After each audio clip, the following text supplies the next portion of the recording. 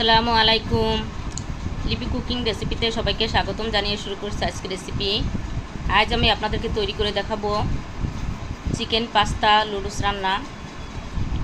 এই রেসিপিটি ছোট বড় সবার অনেক পছন্দের।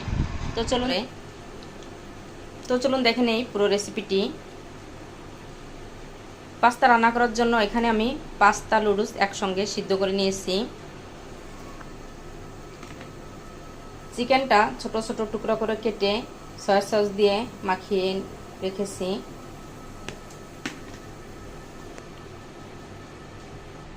কড়াইয়ে তেল গরম হয়ে গেলে দিয়ে দিব পেঁয়াজ কুচি, কাঁচামরিচ কুচি। কাঁচামরিচ পেঁয়াজটা একটু ভেজে নিব।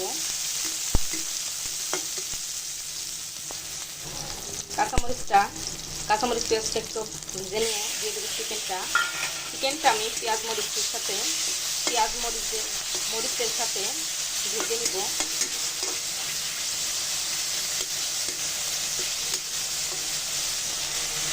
সয়া সসে লবণ আছে, এই জন্য আমি সামান্য একটু লবণ দিব চিকেনে।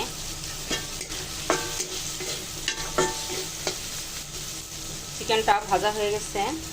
চিকেনটা একটু সিদ্ধ হওয়ার জন্য আমি ঢেকে দিব।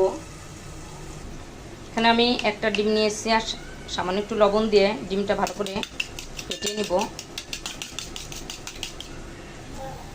চিকেনটা ভাজা হয়ে গেছে। এখন চিকেনটা একটু পাশে সরিয়ে ডিমটা ভেজে নিব।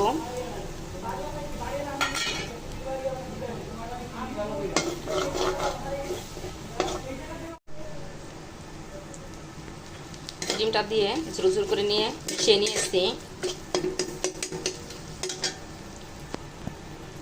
এখন দিয়ে দিব পাস্তাগুলো সিদ্ধ করার পরে তেল দিয়ে মাখিয়ে রেখেছি, একটার সাথে একটা না লেগে যায়।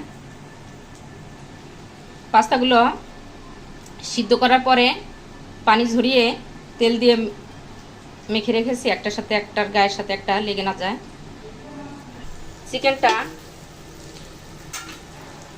ডিমটা চিকেনের সাথে ভেজে মিশিয়ে নিয়েছি। এখন পাস্তাগুলো দিয়ে দিব।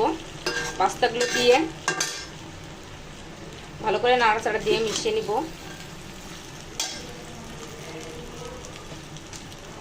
দিয়ে দেবো লবণ স্বাদ মতো।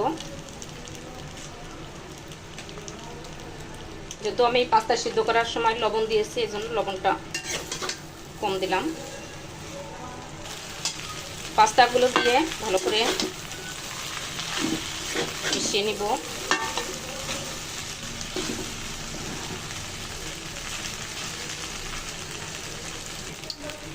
ভালো করে নাড়াচাড়া দিয়ে মিশিয়ে নিয়েছি। এখন দিয়ে দিব মশলা।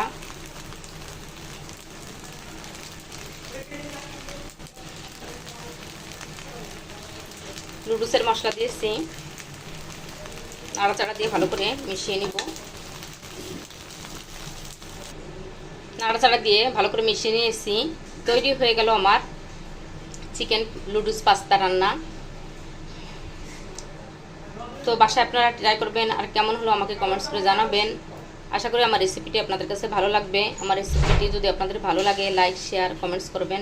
আপনাদের লাইক এবং কমেন্টস আমাকে অনেক উৎসাহ বাড়িয়ে দেয়। আর ভালো লাগলে ফ্যামিলি ফ্রেন্ডদের সাথে শেয়ার করবেন। আর আমার চ্যানেলটি যদি সাবস্ক্রাইব না করে থাকেন, এখনই করে ফেলুন। আর হ্যাঁ, সাবস্ক্রাইব করতে ভুলবেন না। সবাই ভালো থাকবেন। নতুন নতুন রেসিপি নিয়ে আবার আপনাদের সামনে হাজির হব। আমাদের জন্য দোয়া করবেন। আল্লাহ হাফেজ।